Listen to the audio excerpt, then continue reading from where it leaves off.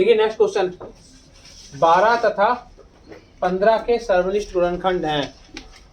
सर्वनिष्ठ मतलब दोनों में जो आते हैं, उभयनिष्ठ कॉमन, ठीक है ना। तो पहले आप 12 के गुणनखंड निकाल लीजिए और फिर 15 के निकाल लीजिए, जो भी दोनों में आ जाए। तो 12 के गुणनखंड क्या हो जाएंगे?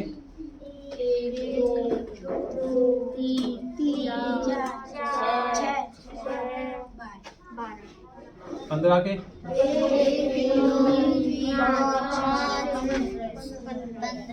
तो देखो, उभयनिष्ठ मतलब सर्वनिष्ठ मतलब जो दोनों में हो, तो एक तो एक आ गया और दूसरा और कोई है तो 12 और 15 के उभयनिष्ठ गुणनखंड क्या हो गए? सर्वनिष्ठ गुणनखंड 1,3। ठीक है, ये हो गए इसके सर्वनिष्ठ गुणनखंड।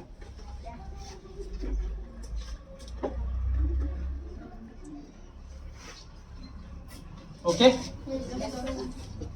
सिंपल सा है। देखिए नेक्स्ट क्वेश्चन, निम्न में से कौन सी संख्या 45 से विभक्त होगी? तो विभक्त का मतलब क्या हो गया? विभाज्य होना। कुछ भी रिमाइंडर ना बचे, पूरी पूरी कट जाए, शेष कुछ नहीं बचना चाहिए। 4 ऑप्शन दिए गए हैं, इन चारों में से कौन सी संख्या ऐसी है जो 45 से पूरी पूरी डिवाइड हो जाएगी? एक तरीका तो यही है कि हम 45 का डिवाइड करें इसमें। इन चारों में से कोई भी आप संख्या चूज कर लीजिए, 45 का डिवाइड करिए, कट जाएगी तो बहुत अच्छी बात, नहीं तो फिर नेक्स्ट नंबर और फिर उसके बाद नेक्स्ट नंबर, ऐसे करके आप लोग अपना आंसर निकाल सकते हैं। एक तरीका और भी है, इसको रूल ऑफ डिविजिबिलिटी का हम प्रयोग कर सकते हैं इस 45 वाले में। 45 के हम फैक्टर कर सकते हैं, दो छोटे छोटे पार्ट में डिवाइड कर दीजिए जिनकी हमको रूल ऑफ डिविजिबिलिटी पता हो, ठीक है ना। तो इसको हम कर सकते हैं 5 × 9 लिख सकते हैं, 5 × 9। ये एक ऑप्शन है जिसकी सहायता से आप ये मालूम कर सकते हो कि कौन कौन सी संख्याएं हो सकती हैं। हो सकता है इससे आपको करेक्ट एक ही आंसर मिल जाए, या फिर हो सकता है इससे आपको 2 आंसर मिले, ठीक है ना। ये करेक्ट आंसर नहीं दे सकता है, क्योंकि अभी हम लोगों के पास कोई 45 का फिक्स डिविजिबिलिटी रूल नहीं है। तो हम क्या कर रहे हैं, छोटे वाले रूल अप्लाई कर रहे हैं, उनसे हमको आप समझ लीजिए जैसे 50-50 मिल जाएगा, 1-2 नंबर तो उसमें से हट ही जाएंगे, ठीक है। अब देखो, एक आपको 5 वाला रूल लगाना है, दूसरा आपको लगाना है 9 वाला रूल। इसको और छोटा कर दोगे तो क्या हो जाएगा, 3 वाला। 9 के फैक्टर कर देंगे तो क्या हो जाएगा, 3 × 3 हो जाएगा। तो आप 3 वाला रूल भी लगा सकते हो, मगर उसमें फिर और ज़्यादा, फिर जितना छोटा करते जाओगे उतने ही करेक्ट आंसर आने के चांस थोड़े से कम होते जाते हैं। तो पहले हम लगाते हैं 5 वाला रूल। 5 का रूल आपको पता ही है, जिन संख्याओं के अंत में 0 या 5 हो वो संख्याएं 5 से डिवाइड होती है। इसके भी अंत में 0, यहाँ भी 0, यहाँ 5, यहाँ 0। तो ये तो चारों संख्याएं 5 के अकॉर्डिंग सही है, क्योंकि सभी संख्याएं 5 से डिवाइड हो रही हैं। अब लगाते हैं 9 वाला रूल। 9 वाले रूल में क्या होता है, अंकों का योग 9 से डिवाइड होना चाहिए। चलिए देखते हैं, 8 और 1 9 और 1 10 5 15 और 6 21 डिवाइड हो रहा है। Yes sir. नहीं 21 डिवाइड नहीं हो रहा है। ये 3 से डिवाइड तो हो सकता है, मगर 9 से डिवाइड नहीं होगा। तो इसका मतलब समझिए कि ये संख्या नहीं है, ठीक है ना। नेक्स्ट पे आते हैं, 3 3 6 6 और 1 7 और 1 8 4 12 5 17। ये भी नहीं है, देखो ये तो 3 से डिवाइड नहीं हो रही है, ना 9 से डिवाइड हो रही है। अब एक आपको समझ में आ गया कि हमने कुछ ही समय में ये मालूम कर लिया कि कौन कौन से आंसर नहीं है, ठीक है ना। बचे हुए 2 आंसर हैं, या तो ये या फिर ये। अब लगाते हैं इसमें 2 2 4 और 8 12 और 6 18। ये 9 से डिवाइड हो रही है, 2 बार चला जा रहा है। अब इसमें देखते हैं, 2 और 2 4 3 7 5 12 और 5 ये भी नहीं हो रही है। तो भाई हमें एक ऑप्शन मिल गया, ये वाला तीसरा, ये संख्या 45 से डिवाइड हो जाएगी, ठीक है। कंफर्म करने के लिए कभी कभी ऐसा भी हो सकता है कि आपको 2 संख्याएं मिल जाएं, दोनों 9 से डिवाइड हो रही हो। तो बस इतना है कि उस टाइम आपको थोड़ी सी समय की बचत हो जाएगी, क्योंकि आपको पहले 4 संख्याएं थी आपके सामने, अब 2 संख्याएं बची हैं, किसी एक में ही भाग देना पड़ेगा। एक में भाग दीजिए, उसमें चला जाए तो ठीक है, नहीं जाएगा तो दूसरी वाली तो फिर होनी है डिवाइड, ठीक है ना। इसका करेक्ट आंसर कौन सा हो गया, 3rd। क्लियर। देखिए नेक्स्ट क्वेश्चन, 4 की घात 11 7 की घात 5 और 11 की घात 3। घात को इंग्लिश में बोलते हैं पावर। 4 की पावर 11 7 की पावर 5 और 11 की पावर 3 के अभाज्य गुणनखंड कुल कितने होंगे? तो अभी तक आपने जो अभाज्य गुणनखंड निकाले थे वो किसी संख्या के थे, अब यहाँ पर पहले से हमको फैक्टर दिए गए हैं, इसके हमको ये बताने हैं कुल कितने गुणनखंड होंगे। देखिए हमारे पास यहाँ पे क्या दिया हुआ था, 4 की पावर 11 गुणा 7 की पावर 5 गुणा 11 की पावर 3। अब देखो इसमें जो ये संख्या दी गई, जो आधार दिया गया बेस है हमारे पास में, ये संख्याएं, ये अभाज्य है, अभाज्य है ना, ये भी अभाज्य है। केवल 4 ही तो ऐसी संख्या है जो कि भाज्य है। अब इस भाज्य को भी हमें अभाज्य बनाना पड़ेगा। पहले 4 के फैक्टर कर देंगे तो हम क्या लिख सकते हैं, इसको 2 गुणा 2 लिख सकते हैं, और इसकी पावर गुणा 7 की पावर 5 गुणा 11 की पावर 3। ठीक है, अब इसको अगर हम अलग कर लें, खोलेंगे जब इस ब्रैकेट को, तो क्या हो जाएगा, 2 की पावर 11 गुणा 2 की पावर 11 गुणा 7 की पावर 5 गुणा 11 की पावर 3। अब देखिए इससे आप क्या समझते हैं, जैसे यही कहीं पे लिखा हो 2 की पावर 3, तो इसका मीन्स क्या होता है, 2 इंटू 2 इंटू 2 कितनी बार प्रयोग हुआ, 3 बार। अगर कहीं पे लिखा है 3 की पावर 4, इसका मीन्स क्या हुआ, 3 इंटू 3 इंटू 3 इंटू 3, 3 का प्रयोग 4 बार करना है ना, मल्टीप्लाई।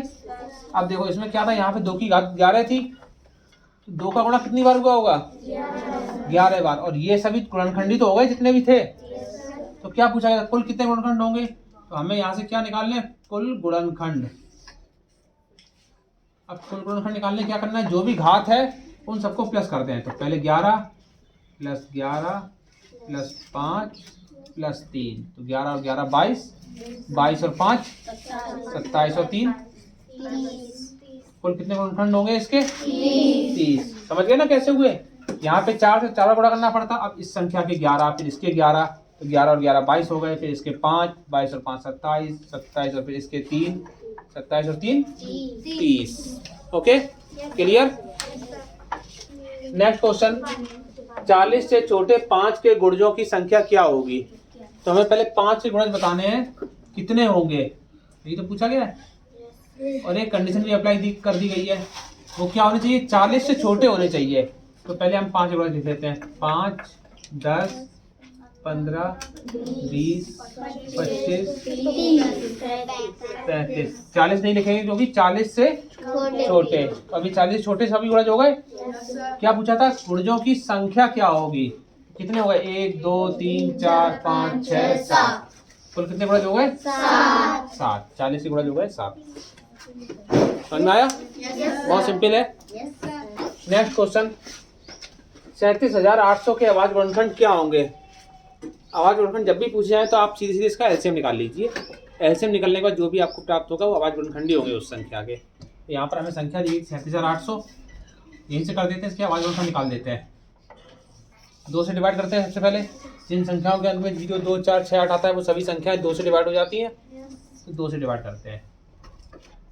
2 से भाग दिया, इसमें 3 में एक बार गया, 2 एकम 2 बचा 1, 4 17, 2 अट्ठे 16, फिर बचा 1, 2 ने 18, 2 0, फिर 2 से डिवाइड जाएगा, 2 ने 18, फिर 2 दूनी 2 चौकू 8, 1 बचा, 2 पंजे 10 और फिर 0, फिर 2 से भाग जाएगा, 2 चौकू 8, 1 बचा, 2 सत्ते 14, 2 दूनी 4, 1 बचेगा, 2 पंजे 10। इसका बाद जाएगा किससे, देखिए 3 से चला जाएगा इसमें, इसको अंकों को जोड़ के देंगे तो 3 से भाग हो जाएगा इसमें। 7 4 11, 12 13, 13 और 5 18, 18 3 से कटता है तो संख्या भी 3 से कट जाएगी। 3 एकम 3, 1 बचा, 3 पंजे 15, 16 17 2 बचे, 3 सत्ते 21, फिर 1 बचा, 3 पंजे 15, फिर से 3 से भाग दें, 3 पंजे 15, 3 दूनी 6, 1 बचेगा, फिर 3 पंजे 15, और अब जब भाग देंगे तो जाएगा 5 5 10 11 12 चला जाएगा 3 से। 3 एकम 3, 2 बचे, 3 सत्ते 21, 3 पंजे 15, और अब जाएंगे देंगे तो अब नहीं जाएगा क्योंकि 7 5 11 7 5 12 और 1 13 हो गए, अब नहीं कटेगी, तो अभी कटेगी 5 से।